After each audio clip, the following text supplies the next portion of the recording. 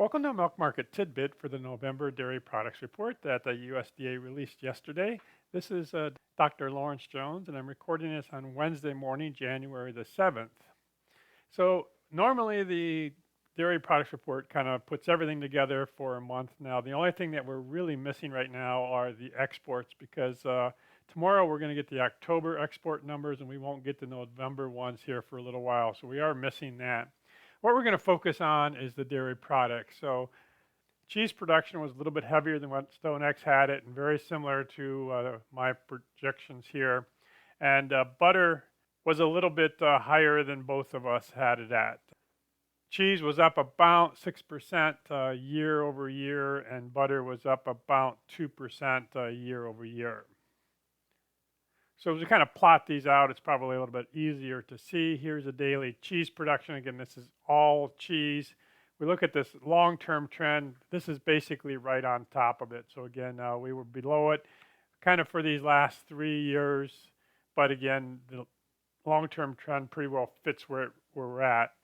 But we have to acknowledge that this is the new record production for cheese in November. So again, pretty much on the long-term trend, but very high. One of the things that controls the amount of cheese to be made is the cheese to milk ratio.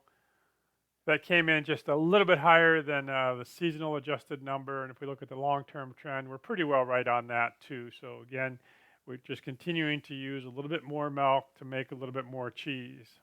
Now we can break that cheese into several different pieces. One is the American cheese. Now this is going to also incorporate cheddar.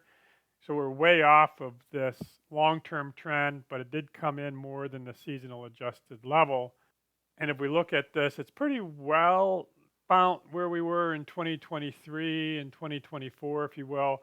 And again, we're up from last year, which again, I don't like year-over-year comparisons because that would suggest that we've had a significant increase in American cheese production when in fact we're pretty much right where we were the last 3 years.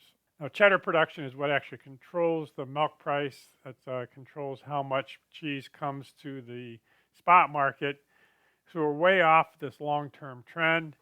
Recently, we've been trending up, and again, we were above the seasonal adjusted level because normally we come down in November. Again, you can kind of see that in these different areas, but we actually went up. We're right on where we were all the way back to 2021.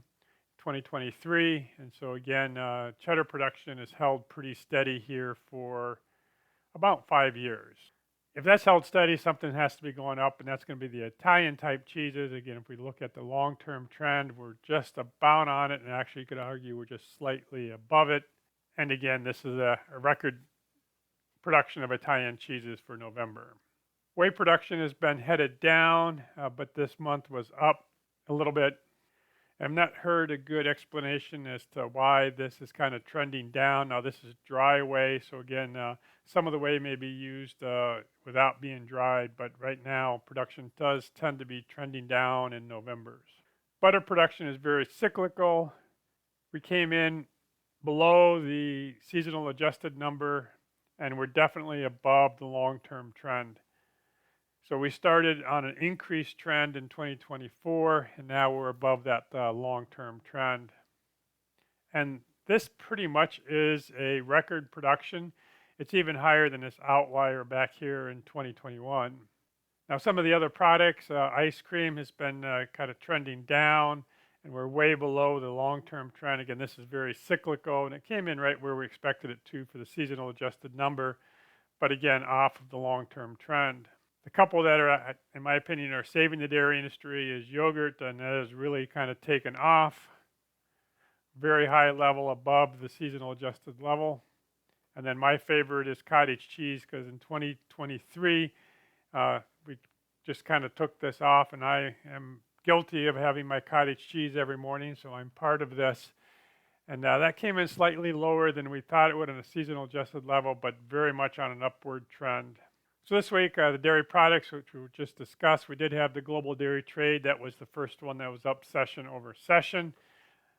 This afternoon, we'll get the first national dairy sales report for January, and that is a 5-week month. And then we get the October exports on Thursday, and we're not going to get the November exports here for just a little while to be able to tie out November. So we'll start getting the Cisco uniform prices on Monday.